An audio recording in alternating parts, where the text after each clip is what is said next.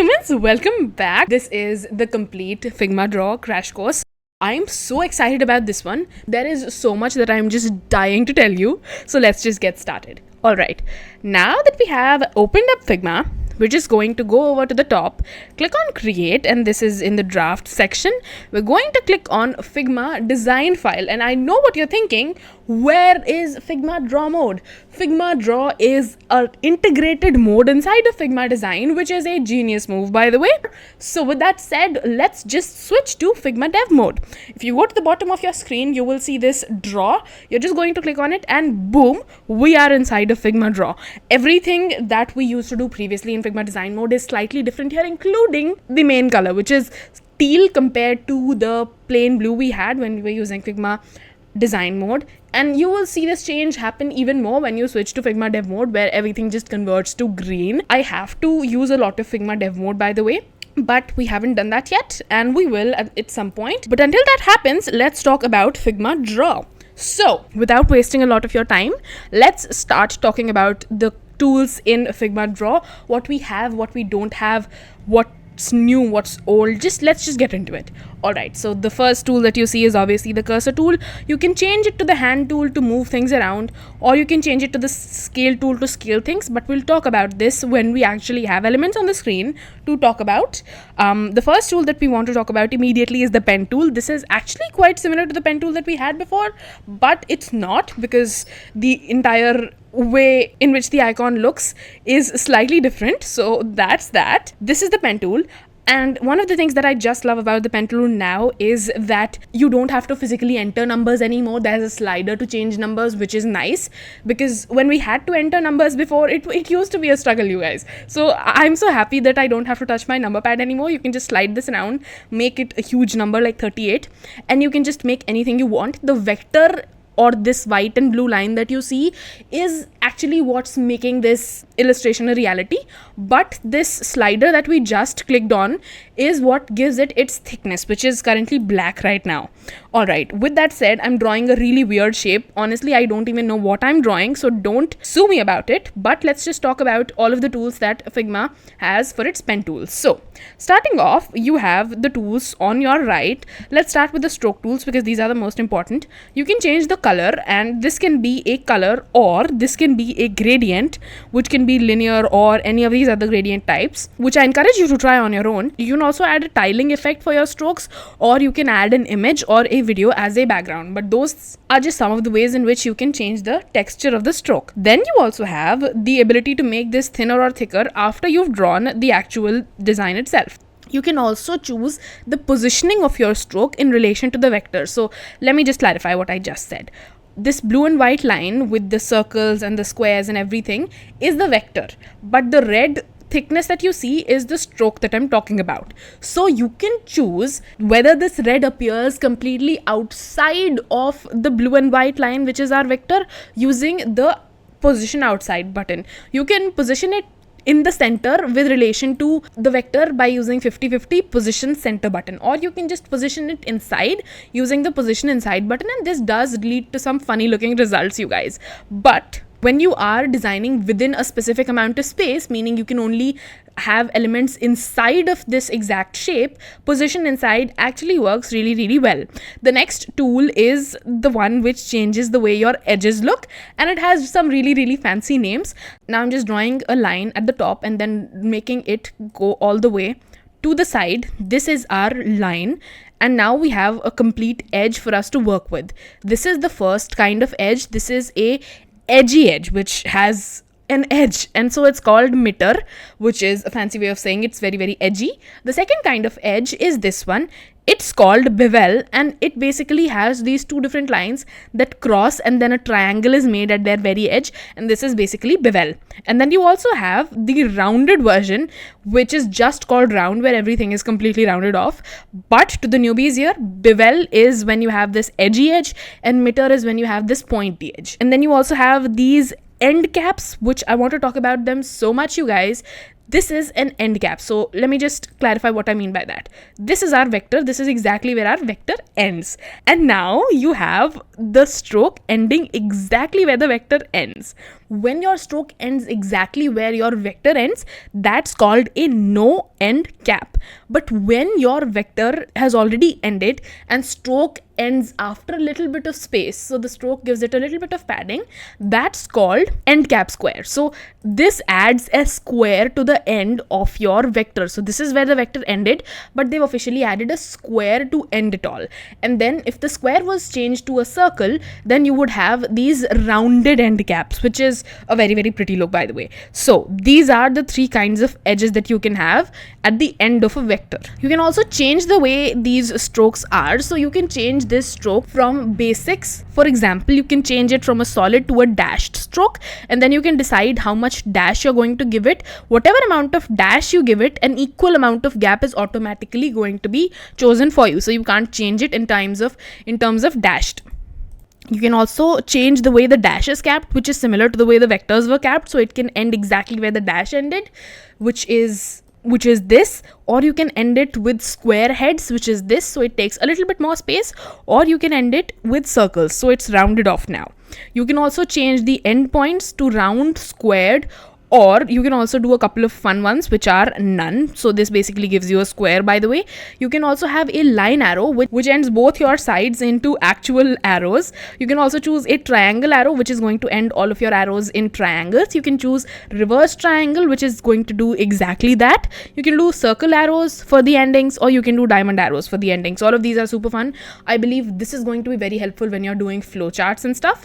You can also change the way the join is for these strokes. So you can change it to be, again, mitter, which is the pointy guy, bevel, which is the strokey guy, edgy guy, or round, which is the way this is ending right now. You can also have custom strokes. So now this is where you can decide how much the dashed quantity is going to be. So I'm just going to change the endpoint to none so that you can clearly see the stuff that we can change here. Of course, you can change the dash caps, but the fun part here is the dashes, because this is an actual number that you can change, and this is where a lot of fun stuff starts to happen. So if I say 50, make sure to end these with a comma. They're going to be 4 numbers, 50. Let's do 50, 50, 50, 50 and see what happens after that. All right. So when you've done 50, 50, 50, 50, for the most part, the edges in the center, not talking about the edges that get cut off, the edges in the center are going to be of equal height or equal weight or equal spacing. So they're pretty much equal on their own.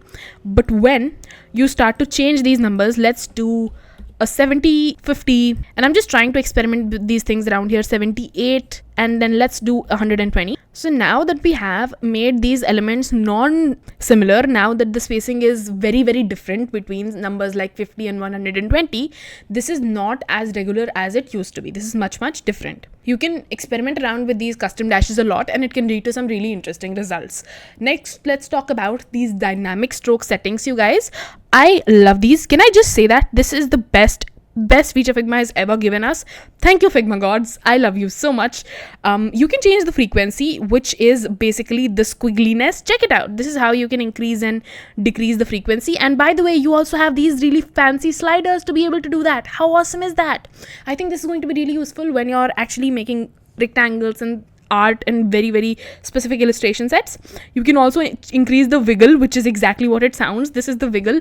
I love this so much. And you can also change it through a slider, which is also insane. You can smoothen these edges out so that they don't look as weird and edgy and pointy. So when the smoothen is 0, they're very, very pointy. When smoothen is 100, they're very, very nice and wavy. And you can just change that as you wish. You can change the edge points to be line arrow or reverse triangle or any of these other options that we previously used, and they're going to just stay the way they were. Next is the brush stroke settings, by which you can change what brush it is, and with this you can choose a bunch of options of different patterns of brushes, and they are the ones that dictate how your actual vector is going to look like. This is the heist brush, this is the blockbuster brush. Again, all of these are really, really fun angles. This is biopic, this is spaghetti western. I love these so much, and from 22nd to 24th of May 2025, I'm going to have free live streams on this channel, same time, 8 p.m. Indian Standard Time or 2:30 p.m. GMT, and we're going to create an entire illustration set from these tools and these really awesome Figma Draw options. So I love these so much. You can change the direction of a brush. This is so awesome. You can have a brush that sort of looks like this, and then you can change its direction, so the spaces and the dots just go in the opposite direction. No need to go and flip it horizontally or mirror it or change angles or do any of the weird funky stuff. So this is so easy, you guys. Check it out. And I want you to focus on the edge that is going to be created with their intersection as well. So for the current brush, this is what the edge looks like, but when you change the direction, it is an absolute opposite. So this is actually much cooler to look at when you take a look at it this way. Next, I want to talk about some of the tools that appeared when we clicked on our pen tool. Let me just build something out. This is going to be a standard pentagon. I'm sorry if this is not very regular, but it's good enough for us to work with for now. When we are designing something, and let's say I want to create some extra elements around this rectangle and I've run out of space on the screen, I can directly choose the move tool right here, and it's going to allow me to move around on the screen and sort of change the way these lines are on their own. So I can just change the amount of space they take without being in the hassle of the pen vector. So you can just move all of these edges around and create some really fun and fancy combinations, by the way. And now that we've created something truly amazing looking, let's talk about the next tool, which is the Lasso tool, which I'm sure if you've come from the land of Illustrator and GIMP and all of those fun tools, you know what Lasso does by this time already. But for the people who don't, this is the Lasso tool, and it allows you to select an area on the screen. Every single point that is inside of that area is then selected.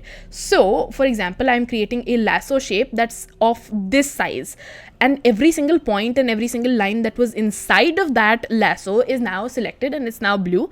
And now you can use, for example, the move tool to sort of move it around, change things around. The next tool that I want to talk about is the shape builder tool. So you can just select it from right here, and you can basically see all of the shapes that are forming. And this is quite useful when you're designing a shape that needs color to be filled in. So when you're trying to fill in color, you don't want to leave 2 points. For example, let's make a simple shape, but agree that I want to fill colors over here. Now, if I do want to fill colors over here, I can't leave 2 points that aren't joined together. So if you zoom in, you will see that these 2 blue and white points aren't joined together. But when you click on the shape builder tool, you are actually able to see which shapes are closed off and which aren't closed off. And then you can take this tool and you can fill colors in. So let's just take this fill bucket tool, and then we can put in colors to any of these specific shapes that we just found. And since this isn't a closed shape, you can't fill in any color. Now that we've selected this is a closed shape, you can change the color. Now that we've selected this and this is a closed shape, using the fill bucket and shape builder tools, we are going to change the specific color. And the fun thing is, when we were changing the color of the entire vector, this is the only triangle that got its color filled in, because we did it using those custom cool tools. The last tool that I want to talk about in this is the bend tool, which allows you to bend any vector from any place at all. So you can just select any of these and then go to the bend tool, and that will allow you to bend any line. So you can just make any straight line curved now. This is so fun, and used to be so difficult. Like you had to go and change these vector points and everything, but now you don't have to. Now you can just select a line, bend it around. Check it out, you guys. This is so incredibly awesome. I am in love with the way Figma Draw has given us so many new changes. Alright, the next tool that I want to talk about is the brush tool. This has 2 simple options. Both of them I love so much. You can change the thickness, which I love. You can do from a slider, and it shows you exactly how thick it is going to be using a blue circle. Even before you've drawn anything, you can choose the exact brush. These are exactly the same brushes we talked about earlier, and it is so smooth, you guys. This is awesome. And I'm on a mouse. This isn't even using like a drawing pad or something. This is a mouse. This is so awesome. Anyone can make illustrations now. I am making a complete illustration set 22nd, 23rd and 24th of May right here on this channel, 8 p.m. Indian Standard Time or 2:30 p.m. GMT. Do not miss it. This is the smoothest thing I've ever used. Like, I can't stop myself from using it. I know I'm creating a crash course and everything now, but this is so incredibly awesome. Like, you have to try it out. This is this most incredibly satisfying experience you'll ever use. And check it out, when I'm making something, the dashes that are behind are moving automatically. This is the smoothest drawing experience of my entire life. I love it so much.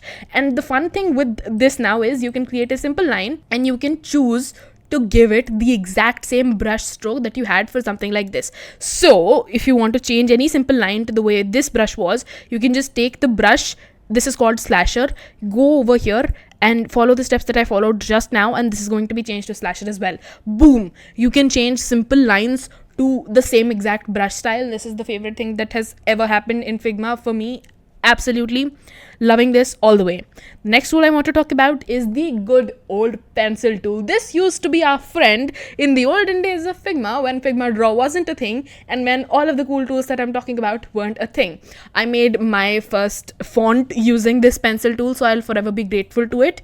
Yes, you can make fonts in Figma as well, and then you have to do a couple of things, but you can make fonts. So subscribe and I'll make a video on how to make fonts really soon in Figma. So you can just choose the thickness using a slider, and it allows you to have these super smooth building experiences for illustrations and fonts and all of the cool drawy artistic stuff. I am so in love with this. I know the stuff I'm drawing is gibberish, but I've just recently gotten my hands on all of this as well, and this is the smoothest drawing experience you'll ever have using a mouse without using a drawing pad or tool or anything like that.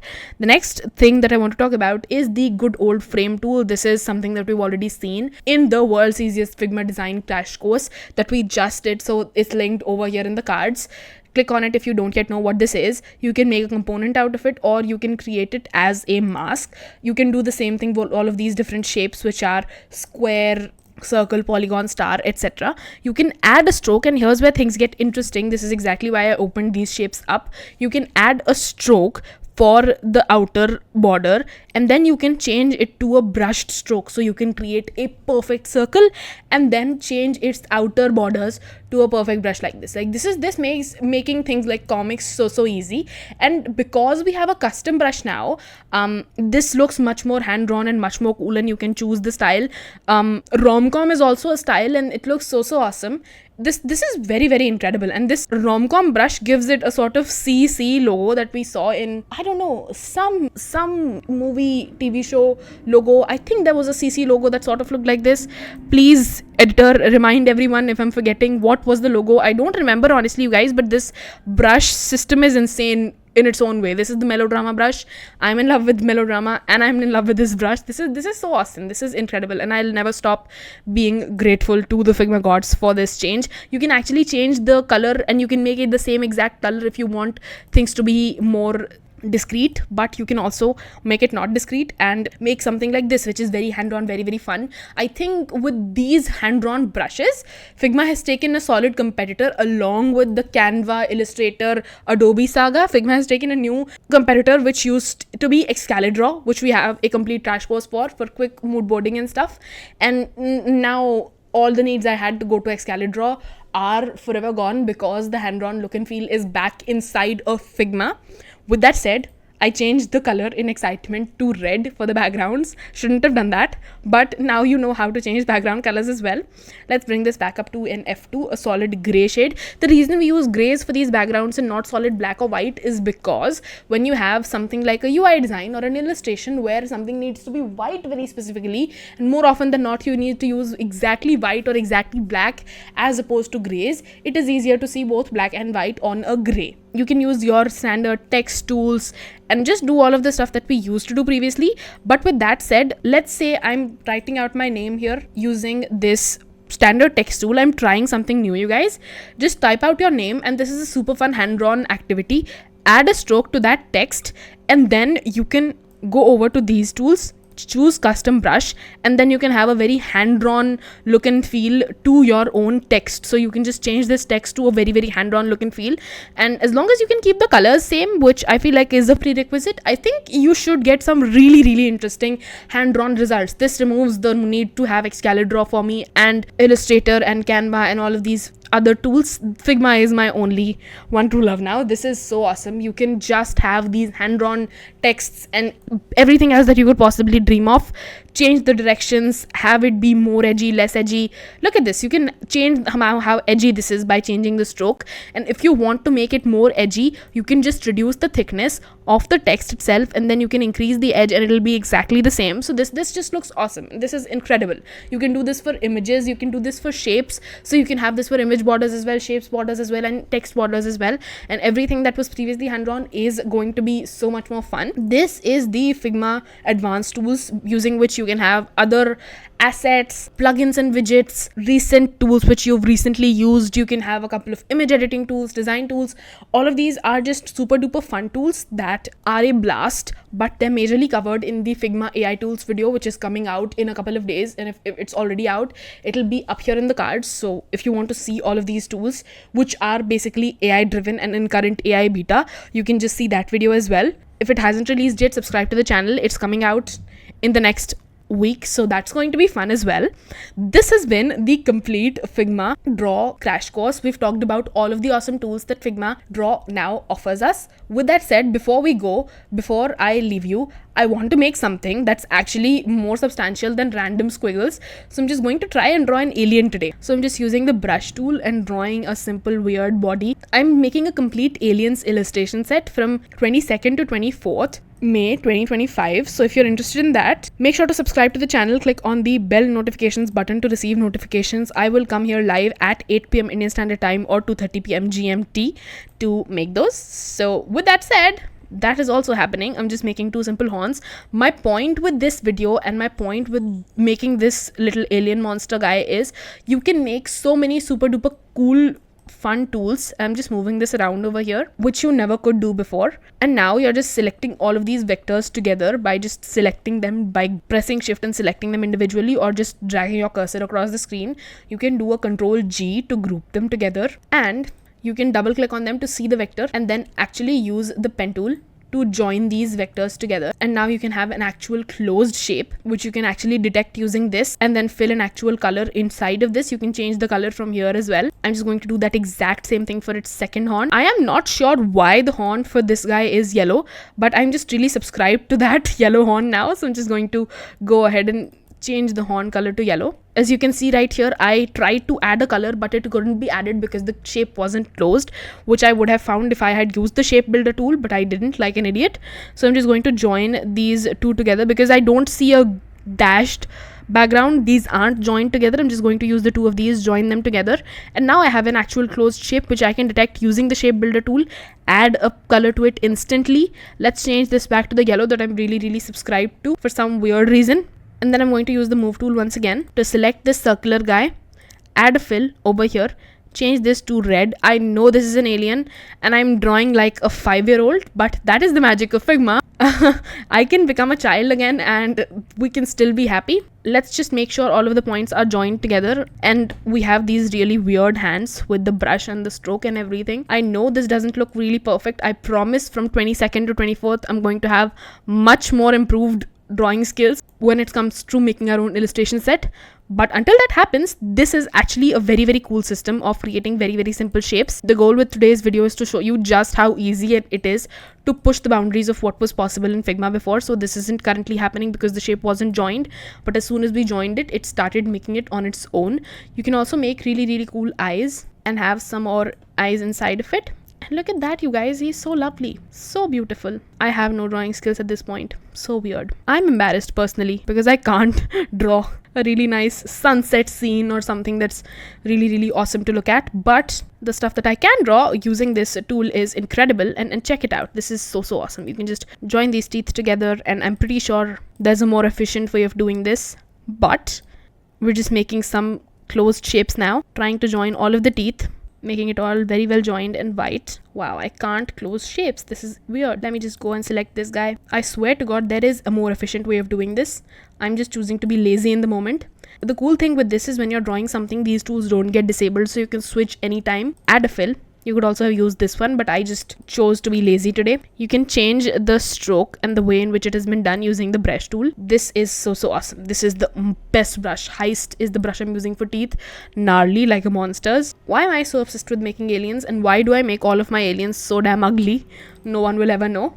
But with that said, this is the monster that we've made. I do want to make the eyes whiter because white eyes means good. No, that wasn't racist. That was just me not knowing how to do art. I am a UI UX designer, you guys. I also do illustrations, but they have more planning than this monster, and I just got really excited.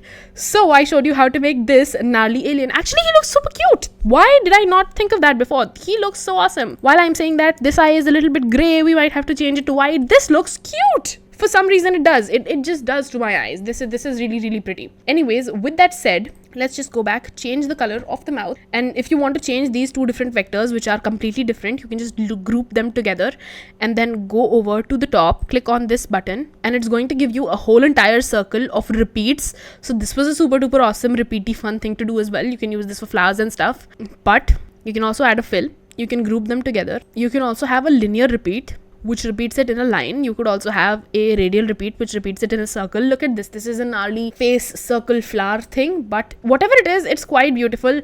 I'm pretty sure we'll use it. You will see this on this channel in the future. Wow, what I just did was awesome. And also, this is the end of today's video. We have made an amazing alien monster and learned the entirety of what Figma Draw is. You can just select all of them at once, Control G to group it, move this guy around, create a component to make this reusable, so you can just have more and more instances by clicking on this, and it'll give you a couple of different versions of this monster. You can have a couple of variants and stuff, but all of that is advanced stuff that we will definitely cover in another awesome video. Until then, this has been the complete Figma Draw crash course. I hope you liked it. I hope this red monster liked it. I will see you again soon. From 22nd to 24th of May 2025, we're doing a complete make your own illustration set live webinar right here on this channel, same time, 8 p.m. Indian Standard Time or 2:30 p.m. GMT. Until then, I hope you had fun. I hope you learned something. Good luck. Good night.